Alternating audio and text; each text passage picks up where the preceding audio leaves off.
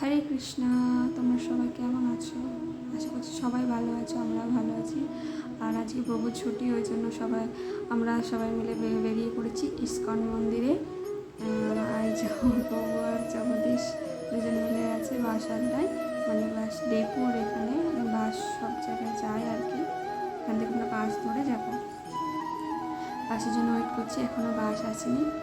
জগদীশকে দিয়ে তাকাতে বললে একদম তাকাই না, ক্যামেরা দেখলে লুকিয়ে পড়ে, এই জন্য ঘুরে গেছে। এই যে বাস পেয়ে গেছি, আমরা বাসে উঠে পড়েছি। আর দেখছি প্রচণ্ড, এখানে যেহেতু বৃষ্টি হচ্ছে 1 মাস ধরে, প্রচণ্ড জল জমে গেছে। এই যে জলে ভর্তি হয়ে গেছে পুরো, এই নদীটা পুরো ভর্তি হয়ে গেছে জলে। আর এত সুন্দর লাগছে।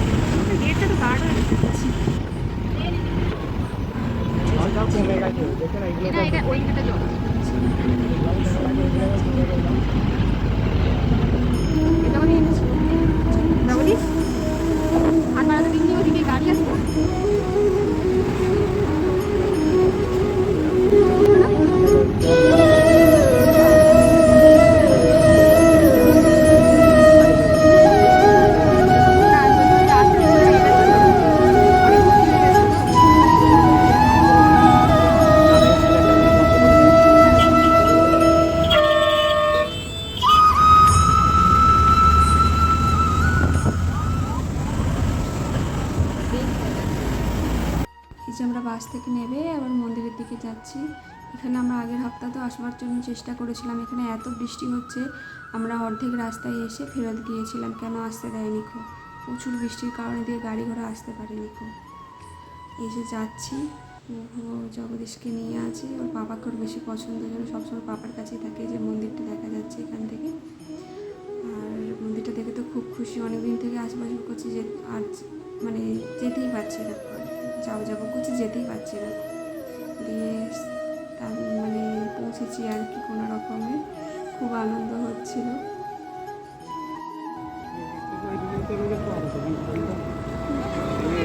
সিকিউরিটি আছে, সো আমরা চলে এসেছি।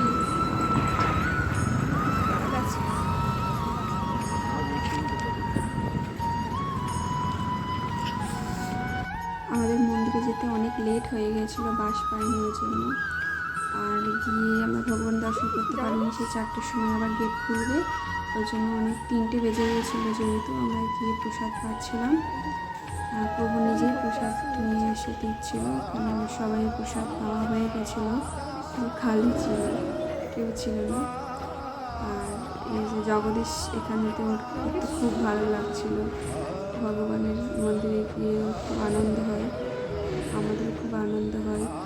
আর খুব আনন্দের সাথে ও আমাদের সাথে প্রসাদ খাচ্ছিল, দিয়ে দিয়ে যাচ্ছে, আরও বাবার কাছে কাছে পাচ্ছে।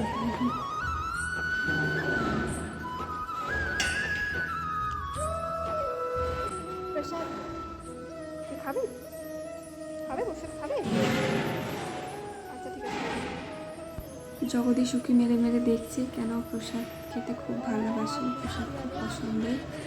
দেখছে আর খাবে কখন, যেন মেরে মেরে দেখছে, আর বাবা প্রসাদ দিয়ে যাচ্ছে।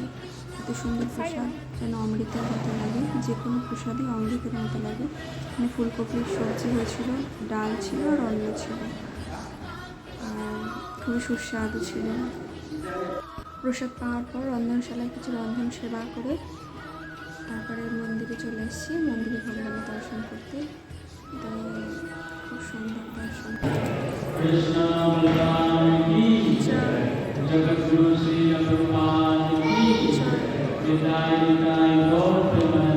হরি হরি বল।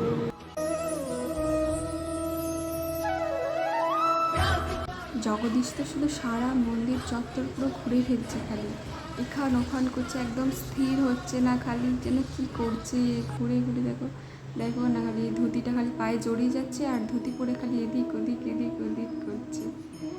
এইদিকে জল ঘাটতে যাচ্ছে, জল আছে এদিক ওদিকে, এই যাচ্ছে আবার ওই যে মাতাজিগুলো বসে আছে, ওই মাতাজিগুলো আবার ডাকছে চকলেট দিয়ে। ওই দিদিগুলো চকলেট দিয়েছে, সেই চকলেটটা নিয়ে খাচ্ছে, ভাবছে কী করবো, এটা খাবো না কি করব ভাবছে। আর এই দেখুন মন্দিরটা, ইস্কন মন্দির, শ্রী শ্রী রাধা দামোদর মন্দির সুরাটের।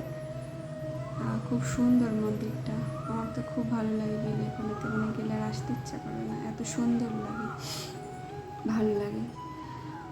আর এই যে আমরা এখানেতেই অনেকক্ষণ ধরে ছিলাম, এই যে মন্দিরটা, কত ভক্তরা এসেছে এখানেতে দর্শন করার জন্য ভগবানকে। আর আমার জগদীশ তো পুরো মন্দিরটা মানে ঘোরা হয়ে গেছে, ওর একটা জায়গাও মনে ফাঁক নেই, কতটা এত ঘুরছে, মানে স্থির হয়নি, যখন থেকে গেছে তখন থেকে যেন এখান ওখান সেখান করে মানে ক্লান্ত হচ্ছে না, এত ঘুরছে, এত হাঁটছে, এত ছুটছে, মানে ওর আনন্দের সীমা নেই ভগবানের কাছে গিয়ে।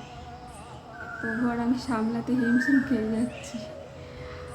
আর প্রভুর কাছে আছে এখন, এই চকলেটটা খেয়েছে তো গায়ে লাগিয়ে ফেলছে, কিন্তু প্রভু আমাকে বলছে যে ধুয়ে দেওয়ার জন্য। তো চকলেটটা হাত মাই লাগিয়ে ফেলেছে, ওই জন্য ধুয়ে দিতে বলছে। কিন্তু কেড়ে নিতে গেলেই তো খুব কান্নাকাটি করবে, দিয়ে কাটতে গেছি খুব কান্না করতে শুরু করে। জগদীশের হাত মুখ ধুয়ে দিয়ে ভগবানকে দর্শন করে আবার আমরা বেরিয়ে পড়লাম বাড়ি আসার উদ্দেশ্যে।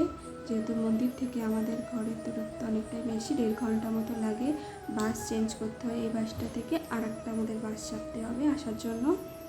দিয়ে আমাদের ইচ্ছে ছিল সন্ধ্যা আরতিটা দেখার, কিন্তু সন্ধ্যা আরতি দেখতে গেলে অনেক রাত হয়ে যাবে, 11:30 বেজে যাবে ঘরে আসতে, ওই জন্য আমরা তাড়াতাড়ি বেরিয়ে পড়লাম। আর জগদীশ তো বাসে উঠতেই ঘুমিয়ে পড়েছে, আর রাস্তায় এত প্রচণ্ড জ্যাম, দেখো কত গাড়ি, প্রচণ্ড গাড়ির জ্যাম। তাহলে ভিডিওটা এখানে শেষ করলাম। হরে কৃষ্ণা, সবাই ভালো থাকবেন।